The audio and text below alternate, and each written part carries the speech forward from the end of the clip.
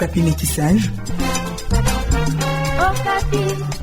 Merci de continuer à suivre nos programmes. Merci surtout de nous faire confiance. Alors, le lettre d'État réussite, c'est le sujet qui nous réunit encore avec le docteur Michel Mouvoudi. Cet ouvrage que je vous recommande contient 269 pages et l'auteur partage ce qu'il a vécu et nous procure quelques secrets qui peuvent vous aider à réussir. C'est ce qui d'ailleurs justifie les choix du titre, le lettre d'État réussite.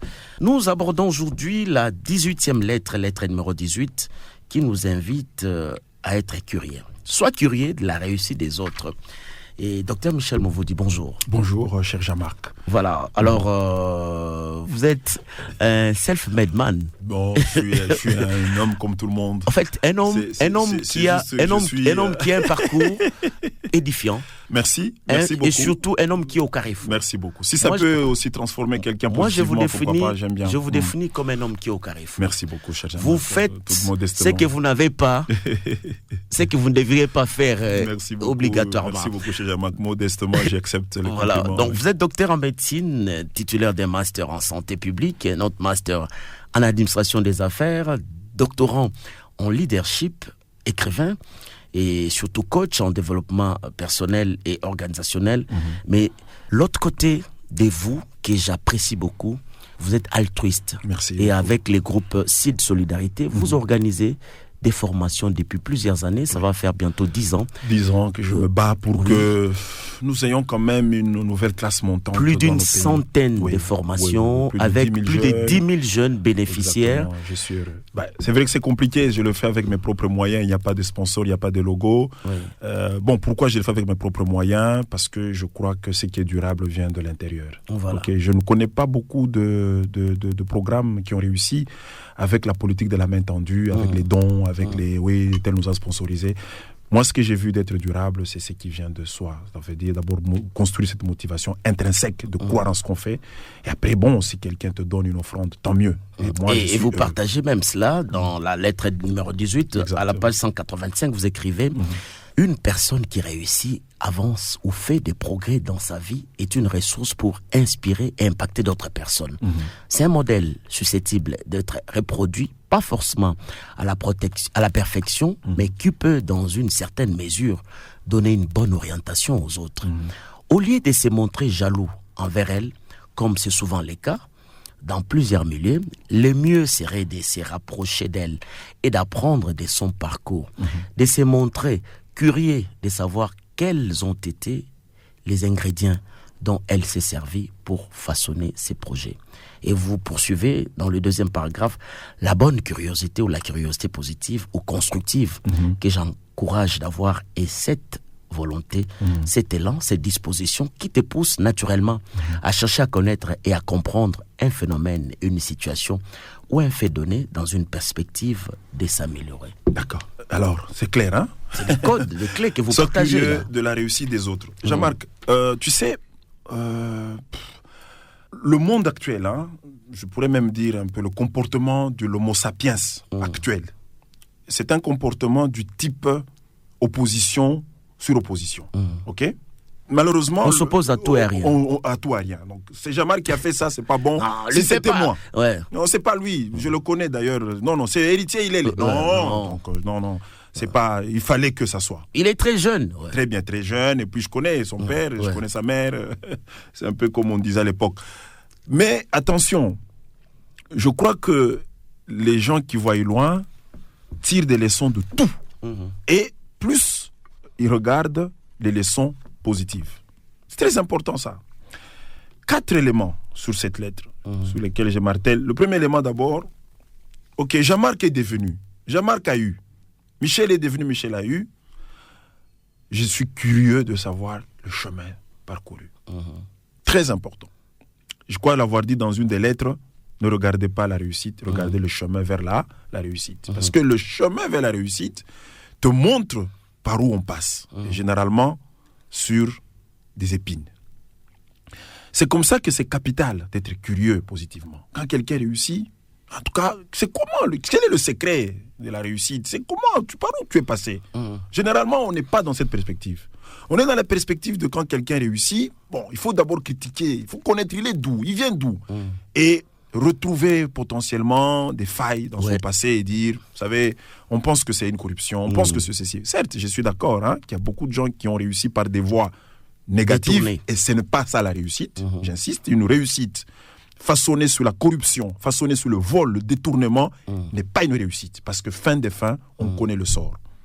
Et ce sort, généralement, il est malheureusement transversal parce qu'il va continuer même sur les générations futures.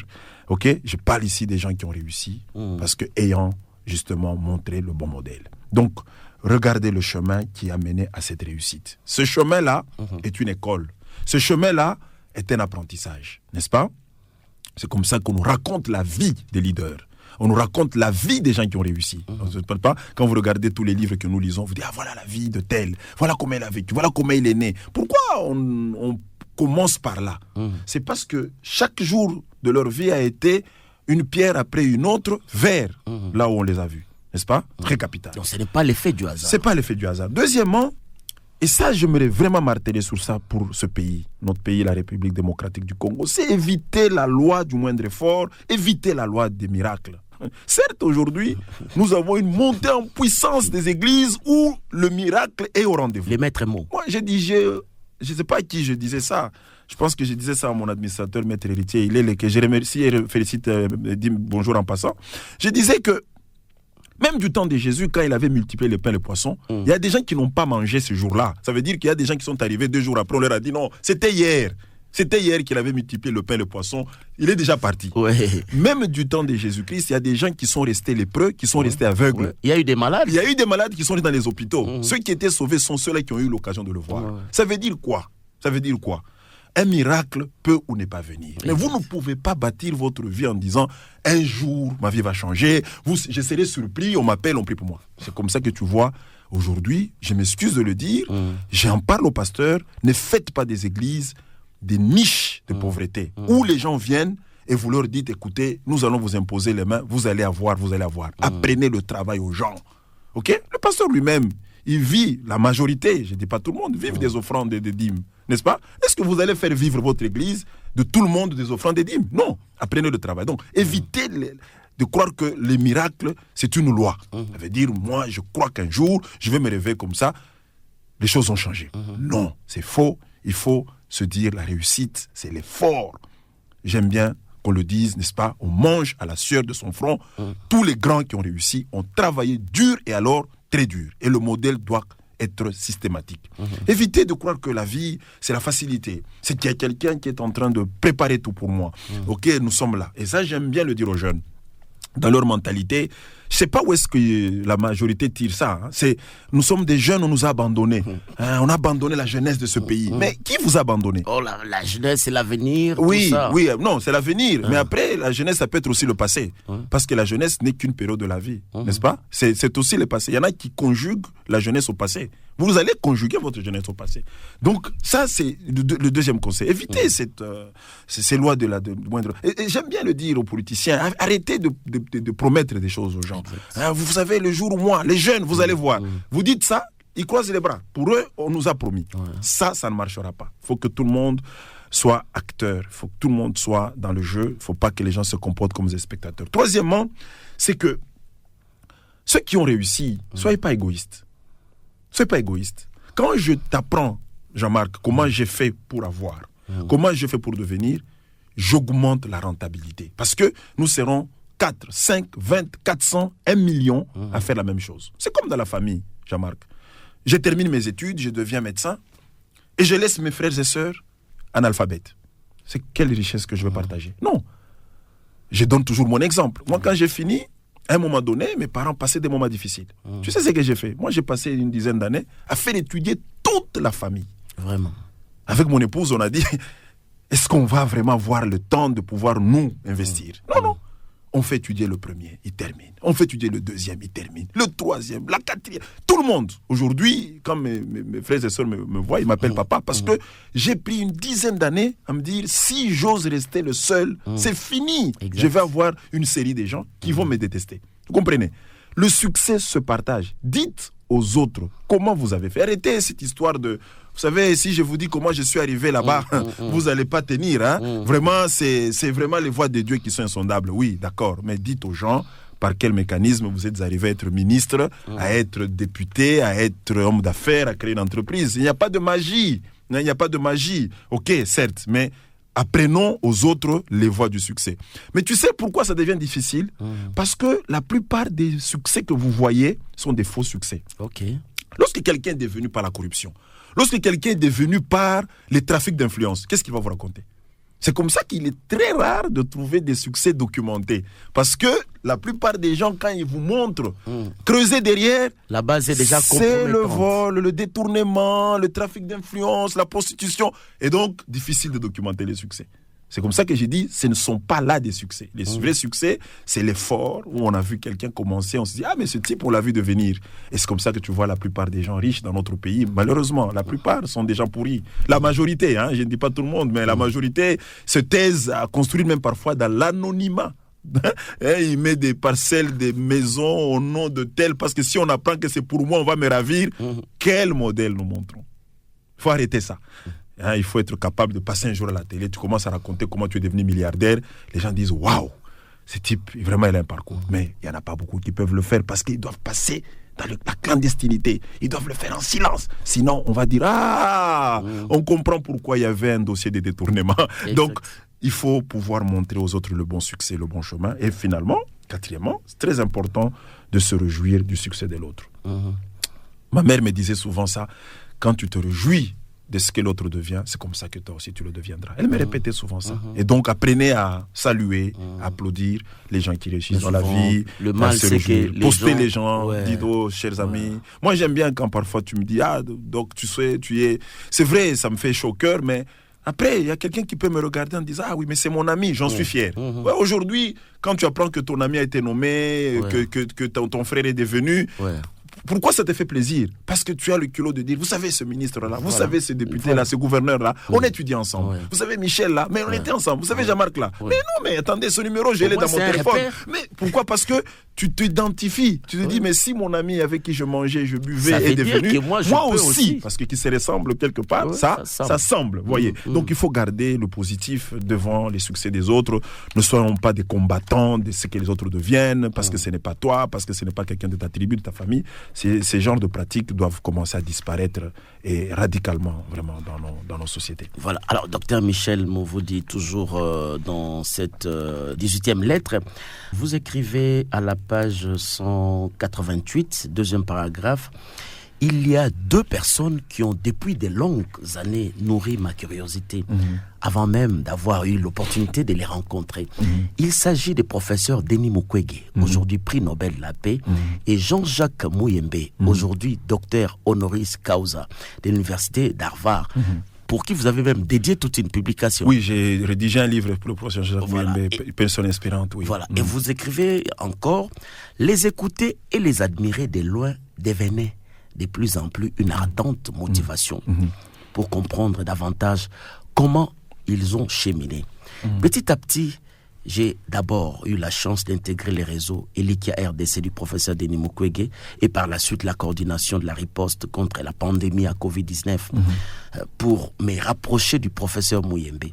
Et c'est en travaillant ainsi à leur côté que j'ai réalisé qu'à la base de leur succès repose entre autres la discipline, l'altruisme et les soucis de bien faire leur travail. C'est ça. Depuis, je leur suis resté attaché pour m'inspirer davantage de leur modèle, me mettre entre les mains des cartes qui permettent à ma carrière de percer et fleurir, puisque je rêve un jour de devenir à mon tour prix Nobel. Ah oui, moi je voudrais devenir prix Nobel de la paix.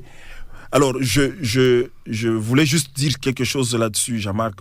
Chaque personne a du positif et du négatif, n'est-ce pas? Le professeur Jean-Jacques Muyembe, j'aime beaucoup son côté scientifique. Le professeur Denis Mukwege, j'aime beaucoup son côté réparation des femmes. Je dois être clair là-dessus, parce que je ne voudrais pas tomber dans l'appartenance aux opinions, aux analyses politiques de ces personnes. J'aimerais bien être clair que même Jean-Marc tel que tu es là, il y a quelqu'un qui va dire, moi j'aime Jean-Marc par sa voix et la manière dont il fait, comment on dit ton émission, métissage. Après quelqu'un va dire, moi là où je le déteste, c'est la manière dont il parle aux gens. Ok, donc chacun a du bon et du mauvais. Exact. Et donc pour ces personnes, il y en a beaucoup d'autres. J'aime bien. Il y a pas mal de gens que j'apprécie dans la société. Il y a des anciens, des gens qui ont marqué l'histoire de notre pays que j'aime bien.